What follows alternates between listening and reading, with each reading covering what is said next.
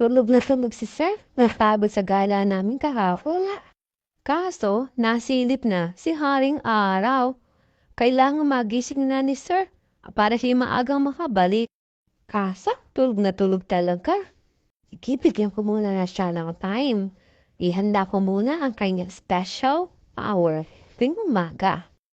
Kasi, ang Batanggenyo, hindi pwedeng mawala kung mainit na kape tuwing umaga. Kaya dapat ihanda ko na ito bago pa may siya magising. Ayan, nagising na si Sir. Nagkahanda na rin siya ng kanyang mahiwagang listahan.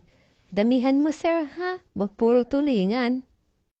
Ingat ka, Sir, yan. Ang traffic pala. Ang saya-saya ni Sir. Siguro, marami-rami rin ang kanyang natawad. Ito ang tunay na ang inyong order ay i-deliver niya lang sa mismong inyong pintuan. Dahil napagod si Sir, ako na ang bahalang mag-ayos na kanya mga pinamili.